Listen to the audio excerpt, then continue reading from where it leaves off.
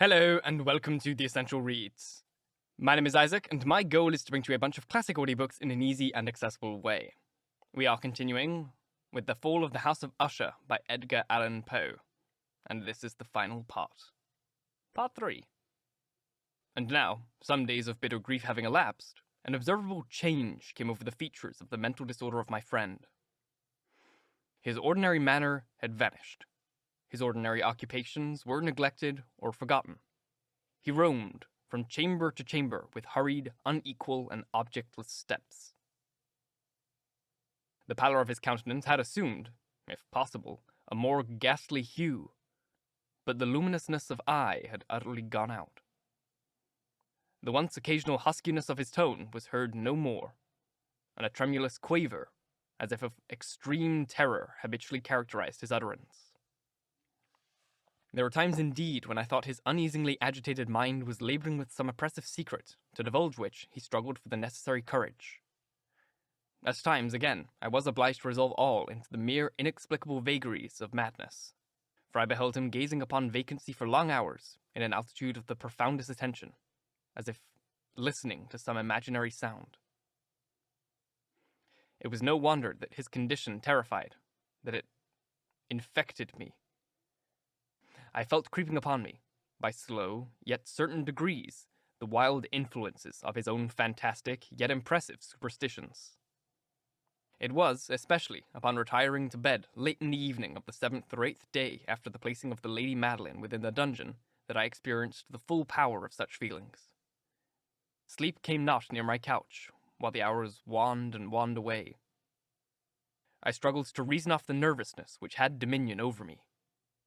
I endeavored to believe that much, if not all, of what I felt was due to the bewildering influence of the gloomy furniture of the room, of the dark and tattered draperies, which, tortured into motion by the breathing of the rising tempest, swayed fitfully to and fro upon the walls, and rustled uneasily about the decorations of the bed. But my efforts were fruitless.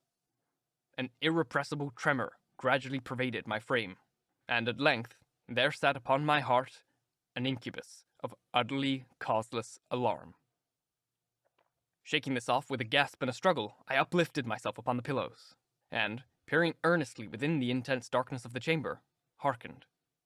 I know not why, except that an instinctive spirit prompted me, to certain low and indefinite sounds which came, through the pauses of the storm at long intervals, I knew not whence. Overpowered by an intense sentiment of horror, unaccountable, yet unendurable, I threw on my clothes with haste, for I felt that I should sleep no more during the night, and endeavored to arouse myself from the pitiable condition into which I had fallen by pacing rapidly to and fro through the apartment. I had taken but a few turns in this manner when a light on the adjoining staircase arrested my attention. I presently recognized it as that of Usher. In an instant afterward, he rapped, with gentle touch, at my door, and entered, bearing a lamp.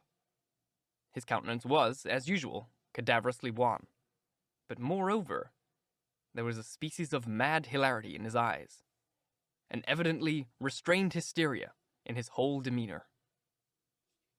His air appalled me, but anything was preferable to the solitude I had so long endured, and I even welcomed his presence as a relief. "And have you not seen it?" he said abruptly, after having stared about him for some moments in silence. "You have not then seen it? But stay, you shall." And thus speaking, and having carefully shaded his lamp, he hurried to one of the casements, and threw it freely open to the storm. The impetuous fury of the entering gusts nearly lifted us from our feet. It was, indeed, a tempestuous, yet sternly beautiful sight, and one wildly singular in its terror and its beauty. A whirlwind had apparently collected its force in our vicinity, for there were frequent and violent alterations in the direction of the wind. And the exceeding density of the clouds, which hung so low as to press upon the turrets of the house, did not prevent our perceiving the lifelike velocity with which they flew careering from all points against each other, without passing away into the distance. I say that even their exceeding density did not prevent our perceiving this, yet we had no glimpse of the moon or stars, nor was there any flashing forth of the lightning. But the undersurfaces of the huge masses of agitated vapor, as well as all the terrestrial objects immediately around us, were glowing in the unnatural light of a faintly luminous and distinctly visible gaseous exhalation which hung about and enshrouded the mansion. "You must not! You shall not behold this!" said I, shuddering to Usher as I led him, with gentle violence, from the window to a seat. "These appearances which bewilder you are merely electrical phenomena not uncommon. Or may it be that they have their ghastly origin in the rank miasma of the tarn? Let us close this casement. The air is chilling, and dangerous to your frame. Here is one of your favorite romances. I will read it, and you shall listen. And so we will pass away this terrible night together." The antique volume which I had taken up was Mad Trist, of Sir Lancelot Canning. But I had called it a favourite of Usher's more in sad jest than in earnest, for, in truth, there is little in its uncouth and unimaginative prolixity which could have interest for the lofty and spiritual ideality of my friend. It was, however, the only book immediately at hand, and I indulged a vague hope that the excitement which now agitated the hypochondriac might find relief, for the history of mental disorder is full of similar anomalies, even in the extremeness of the folly which I could read. Could I have judged indeed by the wild, overstrained air of vivacity with which he hearkened, or apparently hearkened, to the words of the tale, I might well have congratulated myself upon the success of my design. I had arrived at that well-known portion of the story where Ethelred, the hero of the tryst, having sought in vain for peaceable admission into the dwelling of the hermit, proceeds to make good an entrance by force. Here, it will be remembered, the words of the narrative ran thus. "And Ethelred, who was by nature of a doughty heart, and who was now mighty withal, on account of the powerfulness of the wine which he had drunken, waited no longer to hold parley with the hermit, who, in sooth, was of an obstinate and maliceful turn. But, feeling the rain upon his shoulders, and fearing the rise of the tempest, uplifted his mace outright, and, with blows, made quickly the room in the plankings of the door for his gauntleted hand. And now, pulling therewith sturdily, he so cracked and ripped and tore all asunder that the noise of the dry and hollow-sounding wood alarmed and reverberated throughout the forest." At the termination of this sentence I started, and for a moment paused, for it appeared to me, although I had once concluded that my excited fancy had deceived me, it appeared to me that, from some very remote portion of the mansion, there came, indistinctly to my ears, what might have been, in its exact similarity of the character, the echo, but a stifled and dull one certainly, of the very cracking and ripping sounds which Sir Lancelot had so particularly described. It was, beyond doubt, the coincidence alone which had arrested my attention, for, amid the rattling of the sashes of the casement, and the ordinary commingled noises of the still increasing storm, the sound itself had nothing, surely, which should have interested or disturbed me. I continued the story. But the good champion Ethelred, now entering within the door, was sore, enraged, and amazed to perceive no signal of the maliceful hermit, but in the stead thereof, a dragon of scaly and prodigious demeanour, and of a fiery tongue, which sate in guard before the palace of gold, with a floor of silver. And upon the wall there hung a shield of shining brass, with this legend enwritten: "Who entereth herein, a conqueror hath been.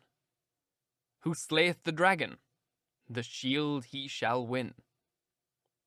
And Ethelred uplifted his mace, and struck upon the head of the dragon, which fell before him, and gave up his pesty breath, with a shriek so horrid and harsh, and withal so piercing, that Ethelred had fain to close his ears with his hands against the dreadful noise of it, the like whereof was never before heard. Here again I paused abruptly, and now with a feeling of wild amazement, for there could be no doubt whatever that in this instance I did actually hear, although from what direction it proceeded I found impossible to say, a low, and apparently distant, but harsh, protracted, and most unusual screaming or grating sound, the exact counterpart of what my fancy had already conjured up in the dragon's unnatural shriek, as described by the romancer. Oppressed, as certainly I was, upon the occurrence of this second and most extraordinary coincidence, by 1,000 conflicting sensations, in which wonder and extreme terror were predominant, I still retained sufficient presence of mind to avoid exciting, by any observation, the sensitive nervousness of my companion. I was by no means certain that he had noticed the sounds in question, although, assuredly, a strange alteration had, during the last few minutes, taken place in his demeanor. From a position fronting my own, he had gradually brought his round chair so as to sit with its face to the door of the chamber, and thus I could but partially perceive his features, although I saw that his lips trembled, as if he were murmuring inaudibly. His head dropped upon his breast, yet I knew that he was not asleep from the wide and rigid opening of the eyes as I caught a glance of it in profile. The motion of his body, too, was at variance with this idea, for he rocked from side to side with a gentle, yet constant and uniform sway. Having rapidly noticed all this, I resumed the narrative of Sir Launcelot, which thus proceeded. And now the champion, having escaped from the terrible fury of the dragon, bethinking himself of the brazen shield, and of the breaking up of the enchantment which was upon it, removed the carcass from out of the way before him, and approached valorously over the silver pavement of the castle to where the shield was upon the wall, which in sooth tarried not for his full coming, but fell down at his feet upon the silver floor with a mighty, great, and terrible ringing sound. No sooner had these syllables passed my lips, than, as if a shield of brass had indeed at that moment fallen heavily upon the floor of silver, I became aware of a distinct, hollow, metallic, and clangorous, yet apparently muffled reverberation. Completely unnerved, I leaped to my feet, but the measured rocking movements of Usher was undisturbed. I rushed to the chair in which he sat. His eyes were bent fixedly before him, and throughout his whole countenance there reigned a stony rigidity.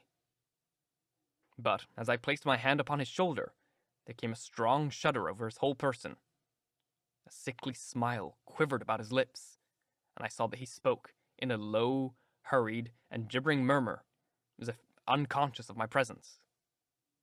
Bending closely over him, I at length drank in the hideous import of his words. "Not hear it? Yes, I hear it, and have long heard it. Long. Many minutes, many hours, many days have I heard it, yet I dared not. Oh, pity me, miserable wretch that I am! I dared not speak. We put her living in the tomb. Said I not that my senses were acute? I now tell you that I heard her first feeble movement in the hollow coffin. I heard them many days ago, yet I dared not speak.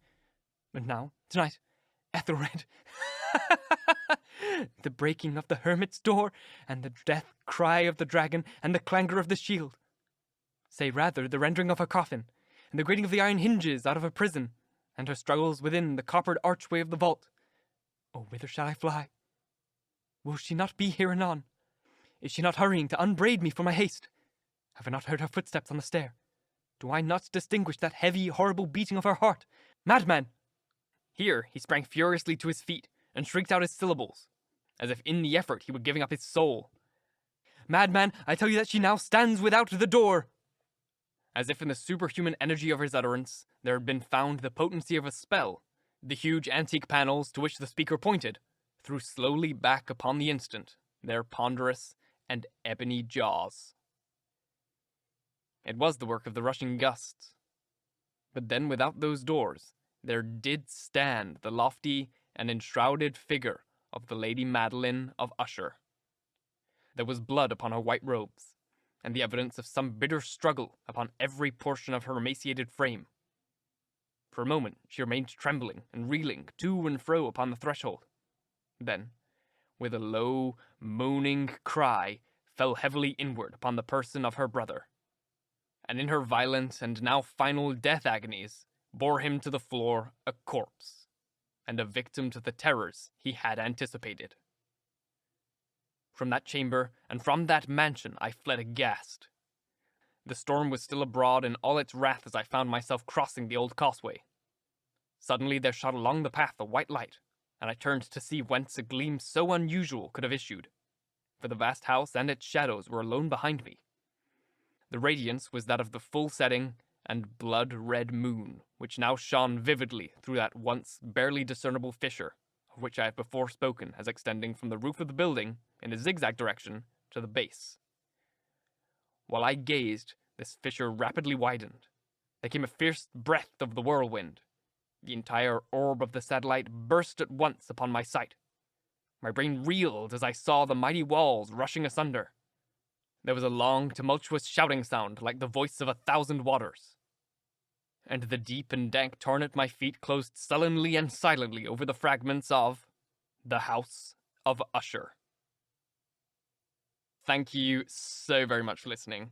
If you enjoyed, please like, comment, share, all that jazz. And if you really enjoyed, do subscribe, because there is more to come. Not of this story, but another short story, which I shall be starting next week. If you listen on podcasts, please leave a review, as it helps get in front of as many people as possible, and reading your reviews really makes my day. And if you want to support the show further, you can click up here for the Ko-Fi link if you're on YouTube, or you can also check the description box. And on podcast, you can check the description box and find those links there to support me. On YouTube, you can also super thanks by means of a comment, and then there's like a little symbol down there, and it will tell you what to do. Once again, thank you very much for listening, and until next time, bye-bye.